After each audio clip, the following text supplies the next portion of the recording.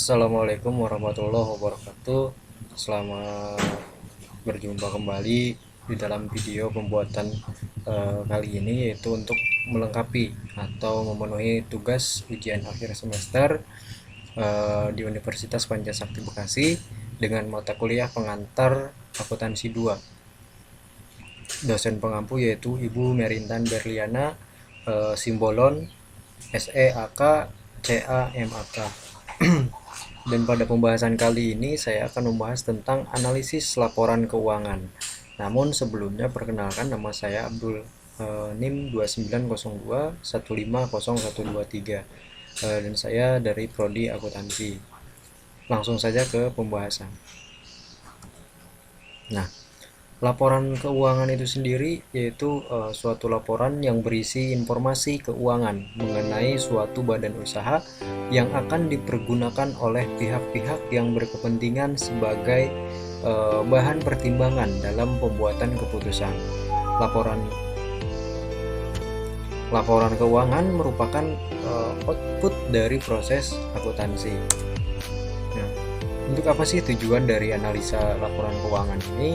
Yang pertama yaitu menilai kinerja manajemen pada tahun berjalan, lalu perubahan posisi keuangan perusahaan, memahami kelebihan kekurangan yang dimiliki perusahaan, lalu yang keempat mengetahui langkah perbaikan untuk ke depan berkaitan dengan posisi keuangan ini. Nah, adapun metode yang digunakan yaitu analisa keuangan. Yang pertama itu horizontal, yang mana di sini metode yang menggunakan perbandingan laporan keuangan pada beberapa periode tertentu. Tujuannya adalah untuk mengetahui apakah ada perkembangan apa tidak. Lalu vertikal, metode ini dilakukan dengan cara membandingkan pos satu dan yang lain dalam sebuah laporan keuangan. Nah, di dalam laporan keuangan itu ada 5. Yang pertama, laporan posisi keuangan atau neraca. Yang kedua, laporan laba rugi dan penghasilan komprehensif lain. Yang ketiga, laporan perubahan modal.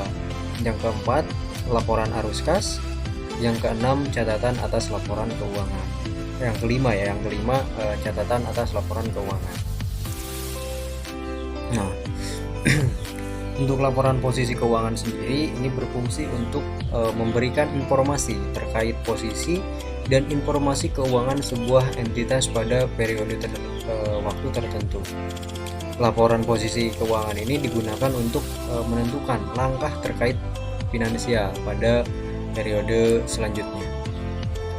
Laporan posisi keuangan itu sendiri meliputi klasifikasi laporan yang menunjukkan posisi keuangan pada tanggal tertentu, menyajikan posisi aset, liabilitas, dan ekuitas, menyajikan dapat menggunakan skonto atau stifle ya. Lalu yang keempat ada perusahaan dapat menggunakan metode klasifikasi lancar, tidak lancar, atau pendekatan lain. Misalnya perbankan tidak menggunakan klasifikasi lancar atau tidak lancar.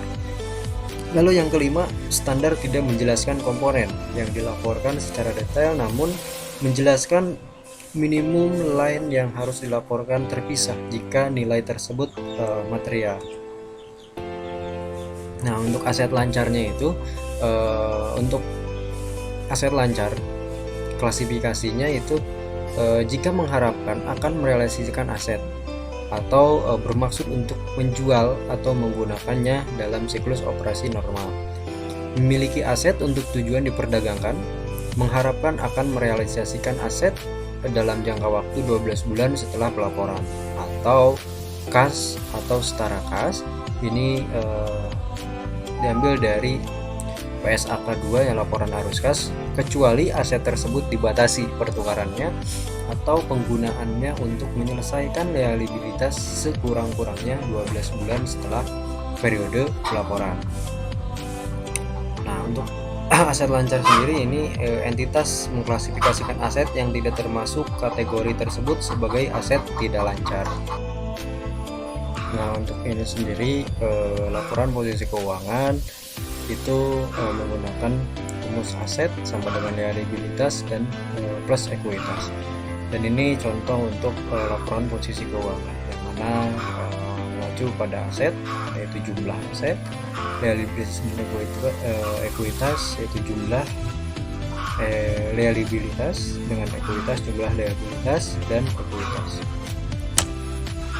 Lalu yang kedua adalah laporan laba rugi, yang mana di sini merupakan informasi mengenai laba dan rugi dalam keuangan yang menunjukkan kinerja sebuah entitas. Hasil dari laporan laba rugi hanya ada dua, yaitu memperoleh laba atau memperoleh rugi. Laporan laba rugi berisi tentang pendapatan, harga perolehan, dan juga biaya. Nah, untuk laporan laba rugi sendiri ini mengacu pada penyajian laporan laba rugi dengan memasukkan unsur laba komprehensif. Laba dialokasikan dengan pemegang saham, minoritas, dan mayoritas. Ketentuan minimum item dalam laporan laba rugi. Klasifikasi beban berdasarkan fungsi dan sifat. Jika disajikan berdasarkan fungsi, ada pengungkapan berdasarkan sifat. Lalu penyajian kos luar biasa, ini tidak diperkenalkan lagi ya. Namun yang selanjutnya ada minimum line item untuk komponen laba rugi komprehensif untuk memberikan informasi kepada pengguna atau beban keuangan pajak. Penyajian laporan laba rugi dengan dua pendekatan. Yang pertama yaitu terpisah dari laporan laba rugi. Laporan laba rugi dan penghasilan komprehensif lain dalam satu laporan. Penyajian ini juga untuk periode berjalan, diatribusikan kepada kepentingan pengendali dan non-pengendali. Penyajian total laba rugi komprehensif untuk periode berjalan diatribusikan kepada kepentingan pengendali dan non-pengendali.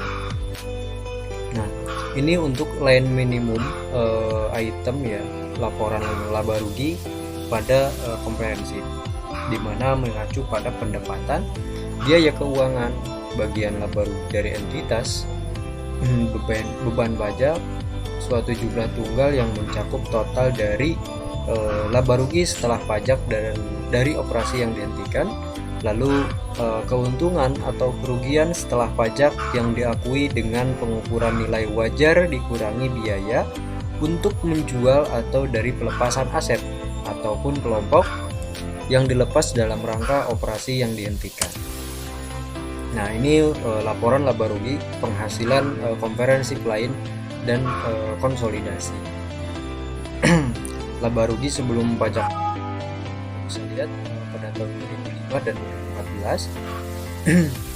Terus laba tahun berjalan, ada penghasilan komprehensif lain, ada pengukuran kembali atas realitas imbalan pasti netto, dan ini pos-pos yang akan dideklarasikan. Lalu ada total penghasilan komprehensif tahun berjalan 2015 yaitu sebesar 1.143,629, dan di 2014 ada 1.416.180. Nah, untuk selanjutnya itu ada laporan perubahan modal, yang mana laporan ini menampilkan perubahan jumlah modal dari awal periode pemodalan hingga akhir periode pemodalan. Selain perubahan jumlah laporan, perubahan modal juga menyebutkan penyebab terjadinya perubahan modal. Nah, perubahan modal dihitung dengan menyertakan informasi mengenai akun modal, private, dan laba bersih. Nah, laporan perubahan modal ini mengacu pada analisis penghasilan komprehensif lain berdasarkan pos, jumlah dividen yang diatribusikan kepada pemilik, dan nilai dividen per saham. Diungkapkan dalam catatan atas laporan. Penyajian dibedakan untuk masing-masing kelas. Ada modal di setor, saldo akumulasi dari penghasilan komprehensif, dan saldo laba. Lalu catatan atas laporan keuangan, yang mana ini catatan tambahan yang diberikan sebagai informasi tambahan dan penjelas terhadap isi laporan keuangan. Nah, catatan atas laporan keuangan ini mengacu untuk klasifikasinya, yaitu menyajikan informasi dasar penyusunan laporan keuangan dan kebijakan akuntansi dasar pengukuran, kebijakan yang relevan, asumsi dalam estimasi. Lalu mengungkapkan informasi yang disyaratkan standar akuntansi yang tidak disajikan di bagian manapun dalam laporan keuangan. Lalu memberikan informasi yang tidak disajikan di bagian manapun dalam laporan keuangan ini, tetapi informasi tersebut relevan untuk memahami laporan keuangan. Nah, sepanjang praktis penyajian catatan atas laporan keuangan dilakukan secara buat referensi silang atas setiap pos untuk informasi yang berhubungan dalam catatan laporan keuangan. Nah, nanti di akhir pembahasan kita akan melihat hasil analisis laporan keuangan dengan metode vertikal, yaitu common size. Lalu untuk selanjutnya ini ada laporan arus kas, yang mana di sini berisi rincian sumber pemasukan dan pengeluaran kas sesuai dengan kegiatan operasi, investasi, dan pembiayaan. Informasi mengenai kinerja perusahaan dalam periode waktu tertentu disajikan di dalam laporan arus kas. Selain itu, laporan arus kas juga dapat disajikan sebagai alat analisis terhadap kesesuaian investasi dan pembiayaan dalam rencana keuangan perusahaan. Nah, arus kas dari aktivitas operasi ini metode yang dapat digunakan ada metode langsung dan metode tidak langsung. Untuk metode langsung sendiri ini merupakan kelompok utama dari penerima dan pengeluaran kas bruto diungkapkan. Lalu untuk tidak langsung di sini laba disesuaikan dengan mengoreksi transaksi non kas, penangguhan atau accrual, dan unsur penghasilan beban yang terkait aktivitas investasi dan pendanaan.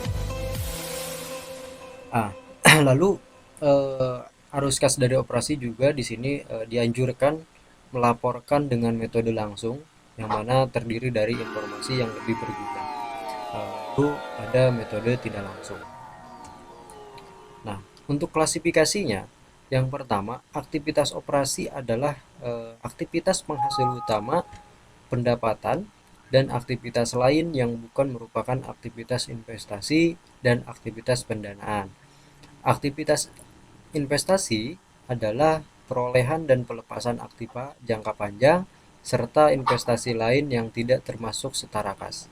Lalu ada aktivitas pendanaan, yang mana di sini aktivitas yang mengakibatkan perubahan dalam jumlah serta komposisi modal dan pinjaman perusahaan. Nah, aktivitas operasi ini dengan direct metode atau metode langsung ya. Untuk inflow terdiri dari penerimaan dan dari pelanggan, lalu bunga atas pinjaman dan dividen yang diterima. Nah, untuk outflow-nya ini digunakan untuk pembayaran kepada pemasok atau vendor ya. Lalu bunga atas utang, pajak, dan juga gaji pada karyawan. Ini yang menyebabkan outflow ya. Nah, lalu ada arus kas dari kegiatan investasi, yang mana hasil dari penjualan properti, plant dan equipment, lalu penjualan investasi, penagihan pokok pinjaman kepada pihak lain. Ini akan mengakibatkan arus kas dari kegiatan investasi.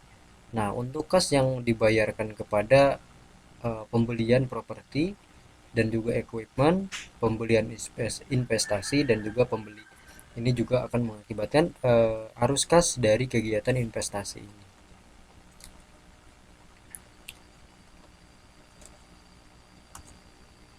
Lalu arus kas dari kegiatan pendanaan. Hasil dari penerbitan saham, penerbitan obligasi dan juga pinjaman ini akan menambah arus kas dari kegiatan pendanaan ini ya. Lalu setiap dibayarkan untuk membeli treasury stock, menarik obligasi, pembayaran pokok pinjaman dan membayar dividen ini akan mengurangi arus kas dari kegiatan finansial. Nah, Ini adalah laporan arus kas dengan metode langsung. Kita bisa lihat aktivitas operasi ya, penerimaan kas, ini pengguna jasa atau customer, ini sebesar 5.500.000. Lalu pembayaran kas kepada vendor pada tanggal 17 2.500.000, dan operasional perusahaan pada tanggal 18 204.000, sehingga kas diterima dari aktivitas operasi yaitu sebesar 2.396.000. Nah, kita akan lihat bagaimana hasil analisis laporan keuangan ini dengan menggunakan metode common size ya. Eh,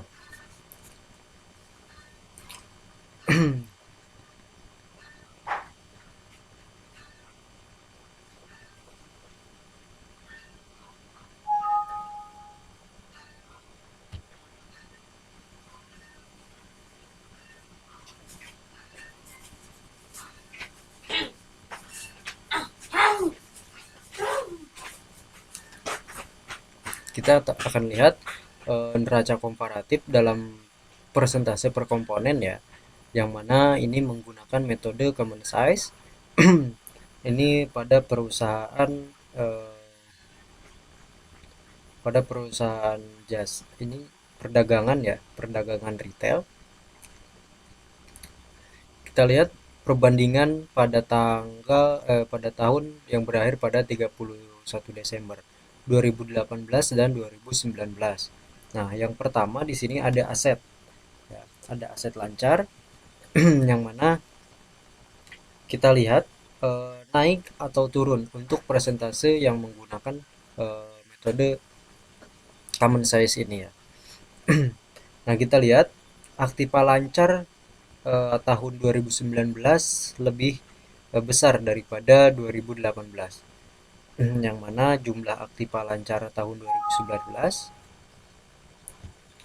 aktiva lancar pada tahun 2019 di sini sebesar 77 ya. Kita lihat jumlah aset lancar 2019 di sini 77,44%, sedangkan di tahun 2018 di sini 76,98%. Nah, kenaikan ini didominasi pada pos kas dan setara kas dengan kenaikan 21,0,2%. Ya. Ini yang dipicu dengan kenaikan atau kenaikan ini ya, kenaikan ini dipicu atau didominasi pada pos kas, yang mana ini kas dan setara kas kita lihat tahun 2018 ini sebesar 15,01%, sedangkan 2019 yaitu sebesar 21,20%. Lalu yang kedua kita lihat aktiva tidak lancarnya ya. Untuk aktiva tidak lancar kita lihat di sini aktiva tidak lancar tahun 2018 lebih besar daripada 2019. Jumlah aktiva tidak lancar tahun 2018 yaitu sebesar 23,02%. Ini jumlah aset tidak lancar 2018 sebesar 23,02%, sedangkan tahun 2019 sebesar 22,56%. Nah, penurunan ini akibat dari pos uang muka tidak lancar lainnya dengan penurunan 1,58%. Kita lihat aset keuangan tidak lancar lainnya ini tahun 2018 1,02 dan 2019 1,06%. Ya. Lalu uang muka tidak lancar lainnya ini 2018 2,20%, 1,58 ini di tahun 2019, dan ini mengakibatkan penurunan ya, uang muka tidak lancar lainnya dengan penurunan 1,58%. Ini untuk aktiva tidak lancar. Lalu ada kewajiban. Jangka pendek. Kita lihat ini kewajiban jangka pendek sebesar 9,59%. Kita lihat jumlah liabilitas, ini kewajiban jangka pendek 9,59%. Kewajiban jangka pendek tahun 2018 lebih besar ya tentunya daripada tahun 2019 ya. Nah, presentasi kewajiban jangka pendek tahun 2018 itu sebesar 11,86%, sedangkan tahun 2019 yaitu sebesar 9,59%. Nah, hal ini disebabkan karena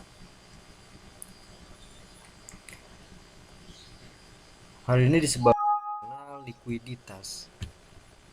Karena likuiditas perusahaan cukup baik sehingga perusahaan mampu untuk melunasi kewajiban hutang lancarnya. Hampir semua pos kewajiban lancarnya ini mengalami penurunan kecuali pos hutang pajak mengalami kenaikan sebesar 1,22%. Kita lihat ini uang pajaknya tahun 2018 0,98, tahun 2019 1,22%. Ini yang pos ya, kecuali pos hutang pajak mengalami kenaikan. Yang ini hanya yang mengalami kenaikan. Lalu selanjutnya ada kewajiban jangka panjang. Kita lihat kewajiban jangka panjangnya ini tahun 2018 sebesar 8,54 dan sedangkan tahun 2019 10,30%. Jadi ini nih naik ya. Untuk kewajiban jangka panjang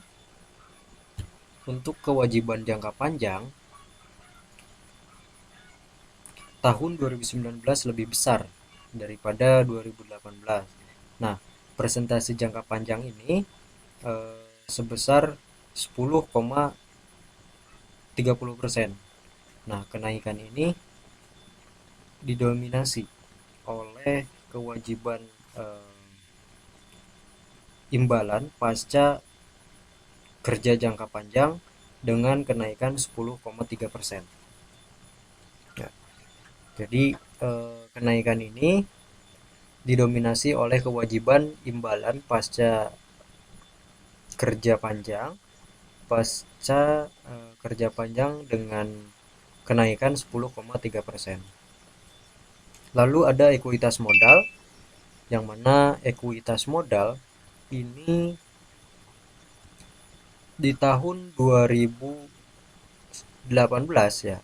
Untuk ekuitasnya ini 2018 79,60, sedangkan tahun 2019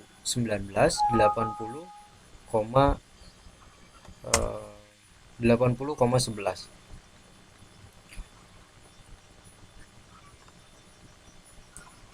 Nah, di sini dijelaskan bahwa kenaikan ini kita lihat untuk analisisnya, kenaikan ini didominasi oleh saldo laba yang belum ditentukan penggunaannya sebesar 62,28.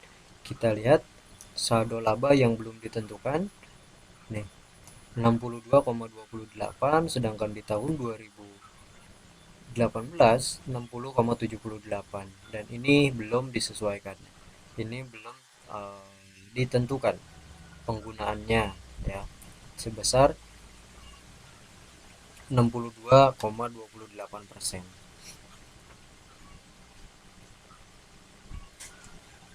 Lalu ada laba operasi. Nah, ini juga neraca ya. Ini juga laporan laba rugi komparatif dalam presentasi. Ini per 31 kita samakan ada laba operasi. Ini sebesar 6,03, 16,03. Kita lihat pada tanggal laporan operasi ya. Laba operasi tahun 2018 lebih besar dari tahun 2019, yang mana di tahun 2018 sebesar 16,98, sedangkan di tahun 2019 ini sebesar 16,03. Ini laba usaha atau laba operasi ya.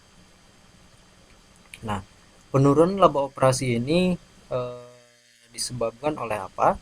Kita lihat ini disebabkan oleh kenaikan beban penjualan tahun 2019. Ya, ini beban pokok penjualan tahun 2019. Kita lihat 52,26 ya. Sebesar 24,17. Nih, beban penjualan. Oh ini. Beban penjualan di tahun 2019 ini 24,17. Jadi yang mengakibatkan penurunan laba operasi ini yaitu kenaikan beban penjualan tahun 2019 yaitu sebesar 24,17%. Ini lebih tinggi daripada tahun sebelumnya, hanya 23,25%. Lalu ada laba sebelum pajak penghasilan. Laba sebelum pajak penghasilan kita lihat di tahun 2018 lebih besar daripada tahun 2019, yang mana di tahun 2018 ini 16,61% dan di tahun 2019 15,72%. Kenapa ini terjadi? Nah, persentase ini disebabkan kenaikan beban usaha sebesar 33,46. Jumlah beban usaha tahun 2018 32,75, sedangkan di tahun 2019 33,46. Dan ini yang mengakibatkan laba sebelum pajak penghasilan naik ya. Lalu ada laba bersih. Laba bersih di sini kita lihat turun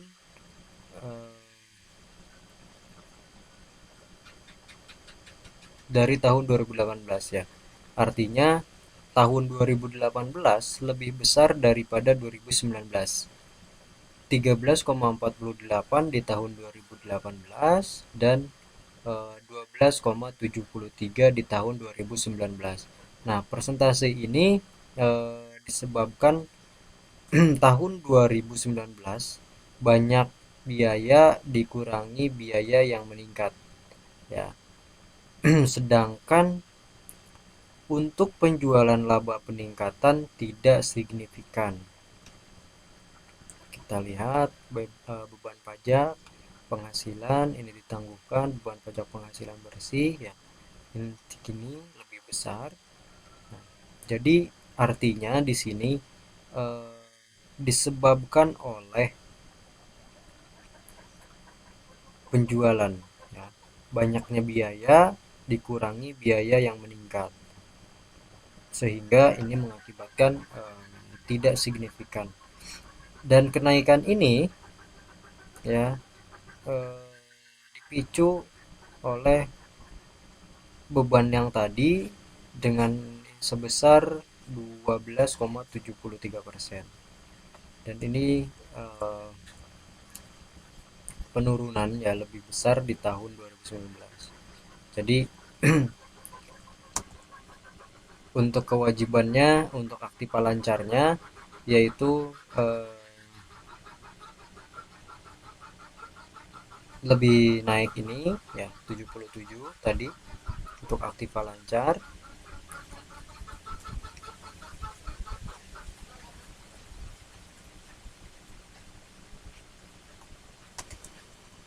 Nih, aktiva lancar 2019 lebih besar di tahun 2018.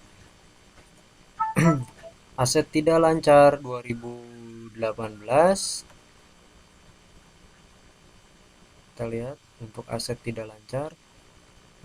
tidak lancar di tahun 2000, jumlah aset lancar ya, aset lancar 2017